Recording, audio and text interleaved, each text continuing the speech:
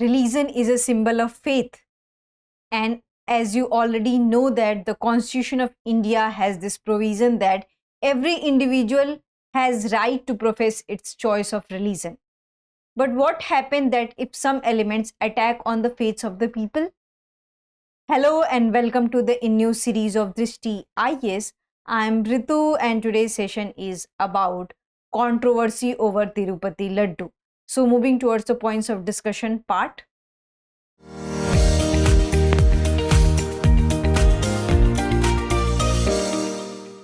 So first of all, we are going to discuss the news, then we are going to discuss Tirupati Laddu, what is the significance of Tirupati Laddu we have.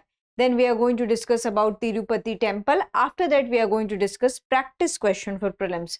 Before that, you have to like, share and subscribe to our Drishti IAS channel.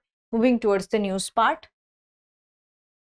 So what we have seen that Andhra Pradesh Chief Minister Chandrababu Naidu has made an allegation on the opposition that the laddu which contains ghee and which is made up of ghee contains the beef fat, the pig fat and different kind of animal fats.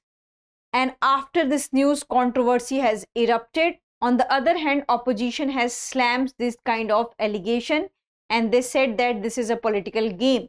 However, the Telugu Desam party has made an evidence and they had released a report which has been prepared by a private lab which says that the ghee which has been used for Tirupati Laddu has the element of beef and lads. So this is the news which we are going to cover up in today's session, and this is the controversy, and it has erupted various debates over social media and mainstream media that it is a matter of faith and why people are attacking on faiths and why some people are playing with the faith. Well, we don't have to do much with this controversy, but here we are going to discuss about the significance of Tirupati Prasadam and also Tirupati temple, because Tirupati temple is very much important for your prelims examination and also for your mains examination, art and architecture and culture. So here we'll come to the Tirupati Laddu.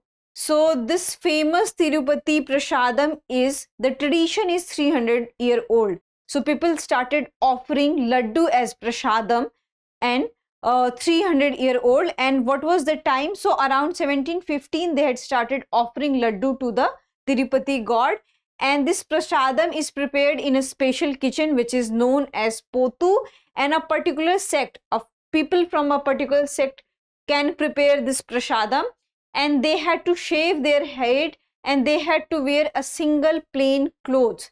So this is the procedure and this is the rules and regulation associated with this Tirupati Laddu.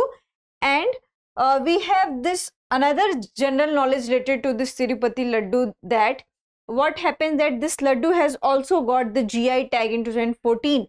So in 2014, the Registrar for Patent, Trademarks and Geographical Indication awarded the GI tag to the Tirupati Laddu. It means that no other than this particular temple premises and few communities, no one can sell Tirupati Laddu. It means that they can sell any kind of the Laddu, but the name should not be taken. So no one can sell in the name of Tirupati Laddu. So they had also got the GI tag. And what happened that each batch, one Laddu is offered to the Tirupati, and that is mixed to the entire prasadam and that is distributed among the devotees. So after exiting the temple, you'll receive one laddu as a prasadam, and if you want to purchase more, you can purchase per laddu at 50 rupees. So this is about the significance of prasadam, and this tradition is 300-year old and it has been started around 1715. So it has been started in the early 18th century. So now here we'll come to the temple. So here we are going to discuss about the Tirupati temple, because art and culture is a significant portion for your UPSC examination and there are chances that they can ask questions to it. So Venkateshwara temple is also known as Tirupati temple, Tirumala temple. So there are different names of this Venkateshwara temple, and why it is known as Venkateshwara temple, because main deity is Venkateshwara. So that's why it is known as Venkateshwara temple, and it is located in Chittoor district of Andhra Pradesh, and this is about the location of the temple. And this temple is dedicated to the Lord Sri Venkateshwara, who is a incarnation of Vishnu, and this temple is a Vaishnavite temple because here Lord worship, here the Vishnu is worshipped. And why, what is the significance of Lord Venkateshwara we have? So significance is that Lord Venkateshwara will save the humans from the Kali Yuga, the repercussion of the Kali Yuga. So Lord Venkateshwara will save humans for the repercussion from the Kali Yuga. So to save mankind from the trials and troubles of Kali Yuga. So that's why there is a significance of Lord Venkateshwara. And this temple is also known as one of the richest temple of India because it received huge offerings and huge donations from the people. So coming to the architecture part of the temple, so this temple is formed and it is constructed into the Dravidian school of architecture. And in Dravidian school of architecture, we have Vimanas, we have Shikharas, we have Gopurams, we have Garbhagrihi.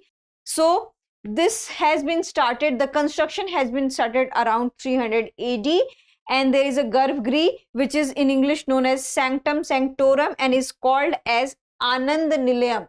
This is very much important for your examination because each temple has a different kind of Garbhagrihi and each temple has a different name.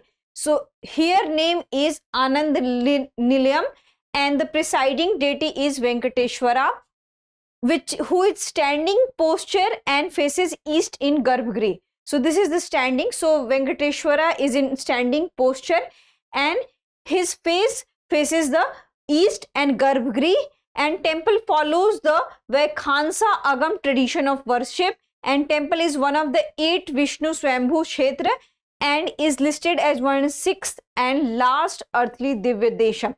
So here there is a Vaikhansa Agam tradition of worship. So this has been named on the sage Vaikhansa, and it is believed that apart from the main deity Lord Vishnu, there are other 3 icons which has been worshipped into the Vaikhansa school of worship.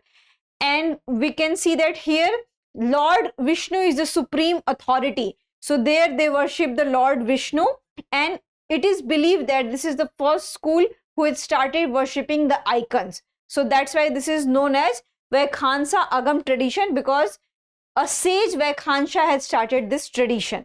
So this is about the architecture, Garbhagrihi, and what is the significance of temples we have. And this temple has been built in the Dravidian school of architecture, and it has Gopuram, Garbhagrihi. So these are the architectural features of this temple. Now coming to the question part. The question is, what is the Garbhagrihi Sanctum Sanctorum of the Venkateshwar temple called? Anand Nilayam, Raj Gopuram, Shikharam, Viman. So here you have to answer this, and you have to also know about that what is the difference between the Dravidian school of architecture, Nagaraj school of architecture and Vaishnava school of architecture. Because in UPSC prelims and state prelims, there are many questions related to these kind of architecture, and sometimes they can ask that Brihadeshwara temple is built in which school of architecture. So you have to mention and you have to know that, and you should also know that what are the example of these school of architecture and what are the peculiar features and crucial features of these school of architecture. So that is about the today's session. Here I am coming with an important announcement by Drishti IAS.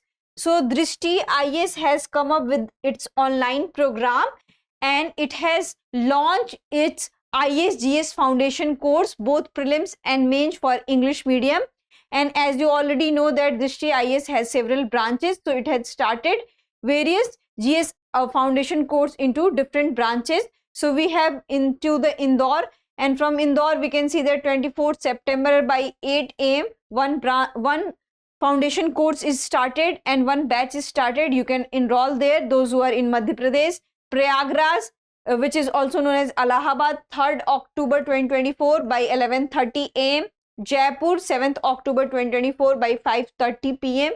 Lucknow, 16th October 2024, 8 AM.